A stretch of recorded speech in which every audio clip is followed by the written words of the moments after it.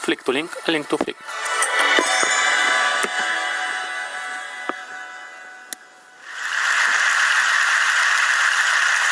This is a vending machine in Los Angeles. It's in a shopping mall and it sells fish eggs. It's a caviar vending machine. This is the Artomat. It's an art vending machine that sells small artistic creations by different artists, usually on small wood blocks or matchboxes, limited edition. This is Oliver Medvedik. He's not a vending machine, but he is one of the founders of GenSpace, a community biolab in Brooklyn, New York, where anybody can go and take classes and learn how to do things like grow E. coli that glows in the dark, or learn how to take strawberry DNA.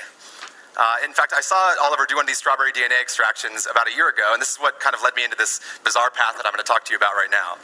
Because strawberry DNA is really fascinating because it's so beautiful. I'd never thought about DNA being a beautiful thing before I saw it in this form. And a lot of people, especially in the art community, don't necessarily engage in science in this way. I instantly joined GenSpace after this, and I asked Oliver, well, if we can do this with strawberries, can we do this with people as well? And about 10 minutes later, we were both spinning in vials together and coming up with a protocol for human DNA extraction. And I started doing this on my own, and this is what my DNA actually looks like.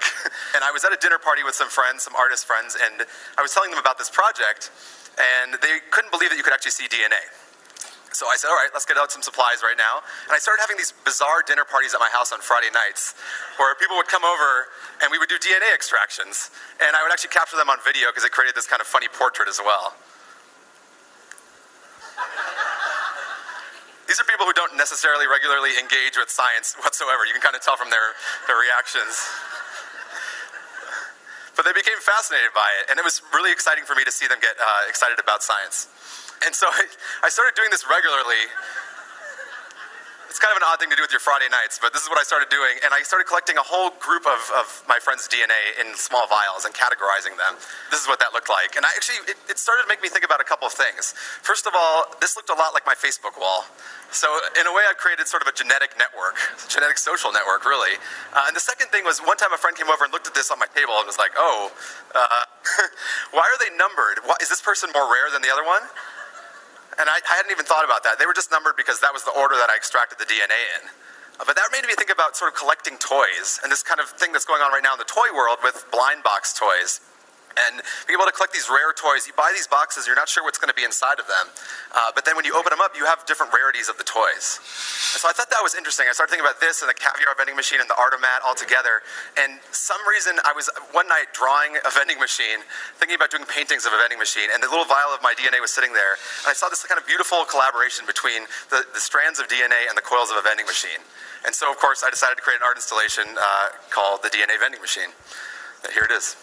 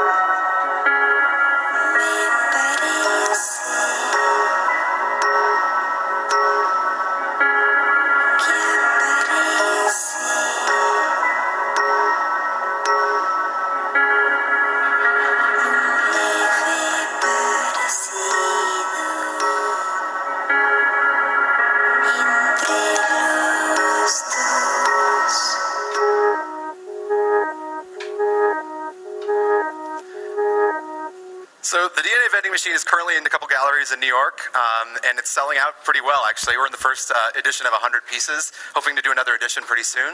I'd actually like to get it into more of a metro hub like Grand Central or Penn Station, right next to some of the other actual vending machines in that location. But really with this project and a lot of my art projects, I want to ask the audience a question, and that is when biotechnology and DNA sequencing becomes as cheap as, say laser cutting or 3D printing or buying caviar from a vending machine, will you still submit your sample of DNA to be part of the vending machine? And how much will these samples be worth? And will you buy someone else's sample? And what will you be able to do with that sample? Thank you.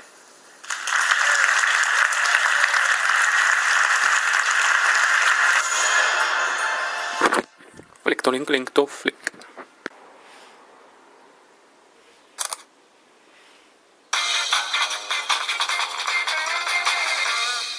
Welcome back to English at Work. It's an exciting day for Tip Top Trading. It's launching its latest product, the plastic aubergine. The launch is taking place at a swanky hotel. Lots of clients have turned up, but there's one important person missing.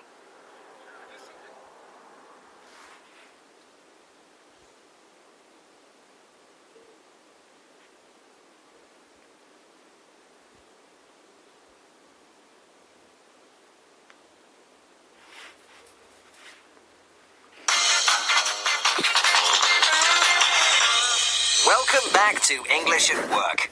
It's an exciting day for Tip Top Trading. It's launching its latest product, the plastic aubergine. The launch is taking place at a swanky hotel. Lots of clients have turned up, but there's one important person missing. Has anyone seen Anna? I haven't seen her all morning. Tom, you were with her last. That was last night at the pub. She was drowning her sorrows. Drowning her sorrows? Yeah, she saw Dave from IT with another woman. Julie from accounts, actually. She was very upset. Oh, poor Anna. So, you left her drowning in the pub? And who's got the prototype aubergine to show at the launch? Oh, no. Anna has. It's in her bag. What are we going to do? Panic! No, Denise, calm down. I'll just have to make a start, and I'm sure Anna will turn up. Okay, here goes. Excuse me, everyone. Could you all gather round? Our presentation is about to begin. I'll change the slides for you on the computer, Paul. I'm good with technology. Okie dokie.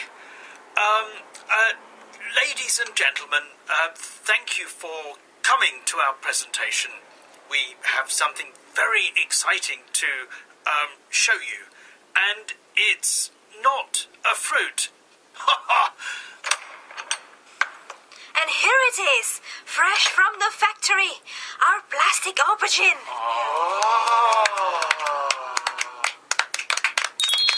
Anna, you're just in time. I know. I think I drank a bit too much last night, and now I can't remember what to say.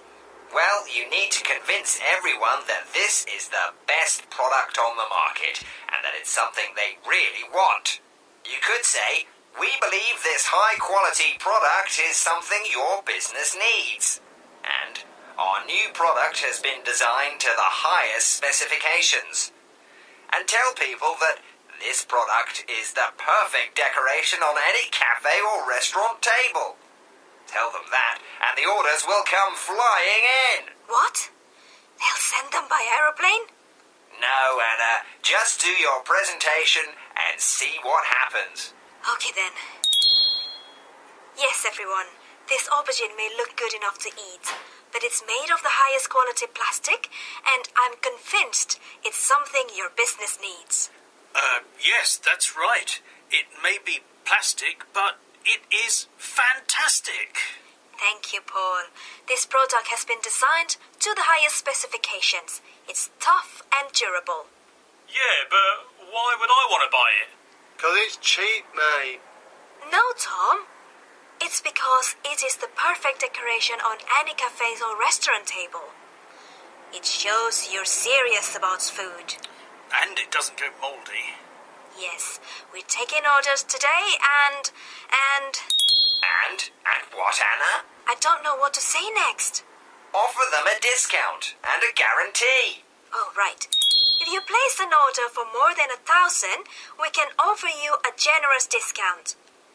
Plus, all our products come with a money-back guarantee. I like it.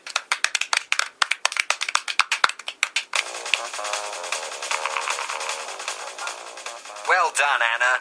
She gave a clear presentation and sounded enthusiastic about the product. Here's a reminder of some of the things she said. It is made of the highest quality plastic, and I'm convinced it's something your business needs. This product has been designed to the highest specifications. It's tough and durable.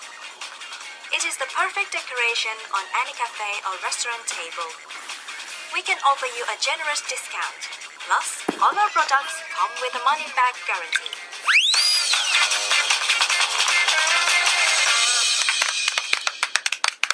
Thanks for listening.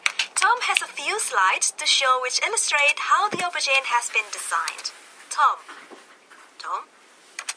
Oh no, it's frozen. The slides won't change. It's okay, I can fix it. I am the IT guy after all. Dave? What are you doing here? Cheating on Anna like that. Here, Anna, give me that aubergine. Tom, no! There, that's for upsetting Anna. Miss me. Ha! Well, the aubergine's certainly tough and durable. Tom, Anna, I think we'd better talk about this back in my office. Crikey! That was certainly a spectacular presentation. Let's hope Tom's outburst doesn't stop the orders flying in. But not via the window.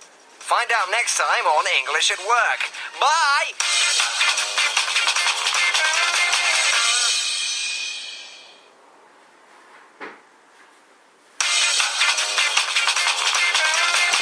This is a download from BBC Learning English. To find out more, visit our website.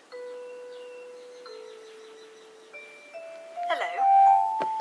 This is the story of an ordinary girl called Alice. Our story begins on an ordinary summer's day. Let's meet Alice. Here she is, sitting next to the river with her sister on a very hot summer's afternoon. Her sister is reading a book, and with no one to talk to, Alice is bored and a bit sleepy. Soon, she'll be in a wonderland full of strange and wonderful adventures. But Alice doesn't know that yet. Oh, there's nothing to do except lie on the grass and pick daisies. Shall I make a daisy chain for my dear little Dinah? Oh, I don't know. It's so hot. Oh dear, I'm late. I'm so very late. Oh dear. A white rabbit. A talking white rabbit. Perhaps. But a rabbit with a pocket watch? A rabbit with pockets. I must see where he's going. Alice had never seen a rabbit with a pocket or a waistcoat or a pocket watch before. So she ran after the rabbit as fast as she could. And when the rabbit jumped down a large rabbit hole, Alice jumped straight after him. Ooh! Either this hole is very deep or I'm falling very slowly. And what a curious rabbit hole. Who would think a rabbit hole would have bookshelves? And books? And maps? And jars of marmalade? Alice fell down. She fell for so long that she began to think about Dinah, her cat. Dinah will miss me tonight. I hope they'll remember her milk at tea time. Dinah, my dear, I wish you were down here with me. Alice was beginning to feel quite sleepy when suddenly her fall was over and she found herself sitting on a pile of leaves and grass. Ouch! Who's there? Oh, my ears and whiskers. Oh, how late it's getting. Wait! Please, sir, wait a moment. The white rabbit ran down a long tunnel. Alice ran after him. But when she reached the end of the tunnel, she found only a long hall with doors all the way round. Alice tried to open the doors, but they were all locked. Then she saw a table with a tiny key on it. These doors are all too big. There must be a smaller door somewhere. I wonder. Let me take a look behind this little curtain. Oh, a tiny little door. Let me try the key. What a beautiful garden. But how can I visit it? The door is so tiny, I can't even fit my head through. Oh, it's no use. I wish I could fold up like a telescope. Wait a minute. What's this? It certainly wasn't here before. A bottle.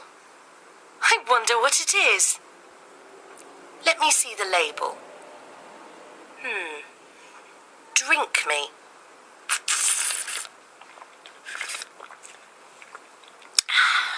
Oh, what a curious feeling. I'm folding up like a telescope. And so she was. Alice got smaller and smaller until she was small enough to fit through the door. But she'd forgotten something. The key. Alice was too small to reach the key on the table. She tried and tried to climb up the table leg, but it was too slippery. When she had tired herself out with trying, poor little Alice sat down and cried.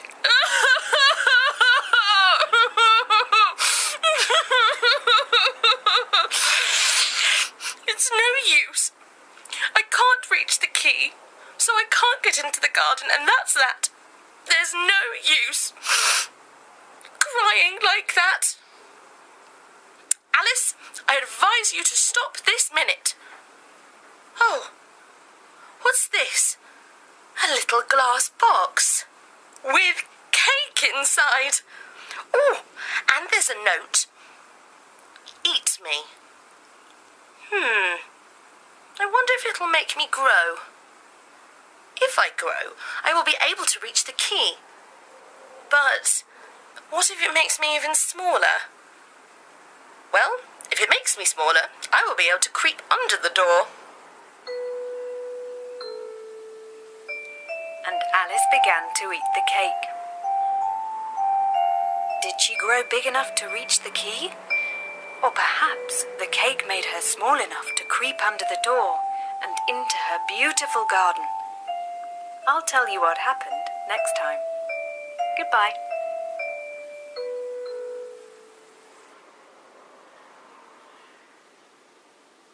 This is a download from BBC Learning English.